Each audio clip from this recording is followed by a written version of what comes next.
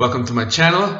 This is JC Rock and Metal Reviews. My name is John, and today I will be reviewing a Swedish melodic death metal band called Dark Tranquility. So let's get started.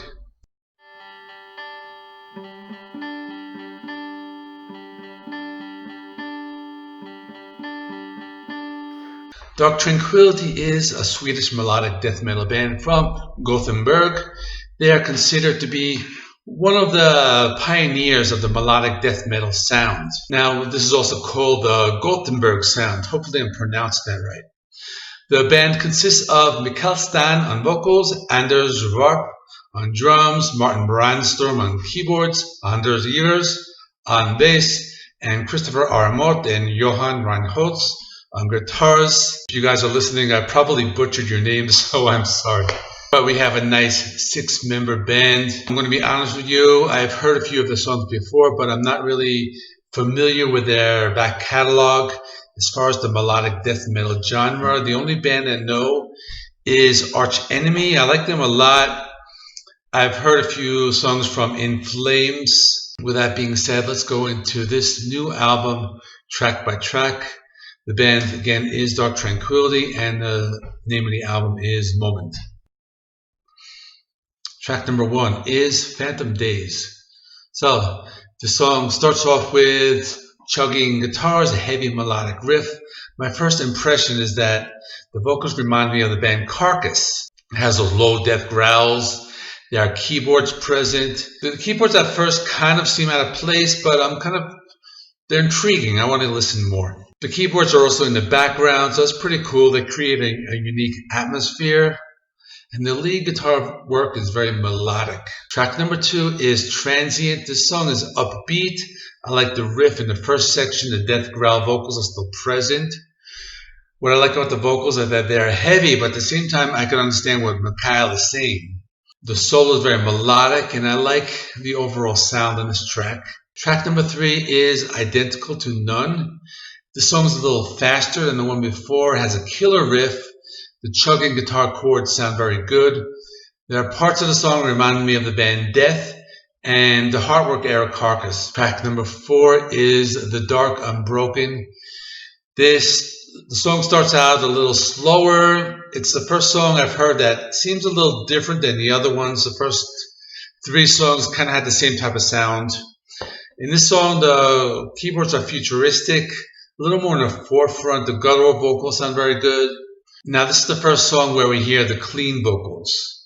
So there's some nice chugging guitars in the middle. The guitar solo felt a little more like a traditional hard rock solo and not as much of a death metal solo. The next track is Remain in the Unknown. The track starts off with clean guitars and vocals. The heavy guitars come in. The opening solo has a lot of melody to it. The next track is Ego Deception. This track has futuristic keyboards in the intro. There's a metal riff. I like the verse riff in this one. It's a little thrashy. The keyboards create a nice atmosphere. I like the heavy riffs on the song. Probably one of the better tracks. Next is A Drawn Out Exit. This song starts off with heavy guitars. You can hear the keyboards in the background. There's a lot more energy and heaviness here. The riffs are killer. And the vocals sound good too. The song has more of a traditional death metal feel to it. The solo is a shredder on this track, so that's a plus. The next track is Eyes of the World. So this track has the clean and the guttural vocals. It goes into a pop territory after a minute, but it gets heavy again. I would say the song is maybe a little too commercial sounding, so I'm not going to say anything else on this song. Next is Fail State. It's keyboard heavy at first, but the guttural vocals come in at the verse section. Kind of has a pretty cool Carcass style verse section. I think it's a decent track.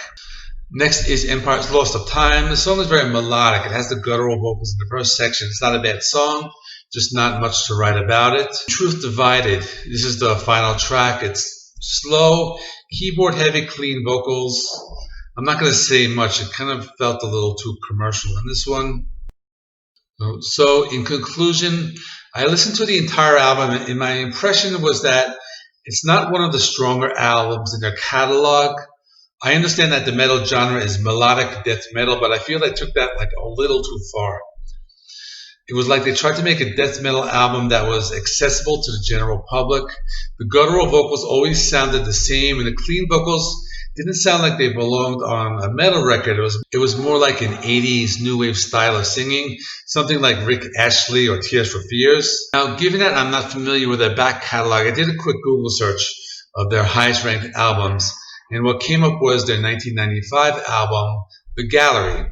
So I listened to the first track on that album, and what a difference. The sound was so much better. There's a lot more variety in the vocals. There's a lot more going on with the guitars and everything else. I mean, all in all, it sounded so much better.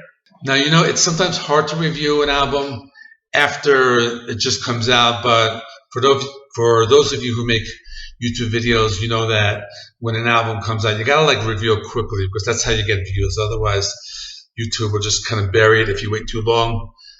So when we do these reviews, we gotta like get them out right away. So sometimes it's hard to do a proper assessment. I don't know, the song might grow on me, but my first impression is that I'd probably rather listen to their other albums than not this one. For that reason, I will give it a 6 out of 10 because it sounds like the band Carcass selling out in the 80s trying to get played on MTV. Like that's kind of how I describe it. So let me know what you thought of the album. How does it stand up against the other albums? So please comment below and let me know what you think. That's all for now. I will be doing during the week, I'm going to try to get out some new metal lists that will be like year specific. I'll probably do like 1980 and 81 and such. I'm thinking of doing metal and then maybe hard rock and then rock. I want to divide it up because there are a lot of albums that kind of like could be one or the other, but there are also a lot of good albums that fall into each category. So I want to do that. Otherwise, if you haven't subscribed, please subscribe. Hit the like button, and I'll see you soon. Keep on rocking.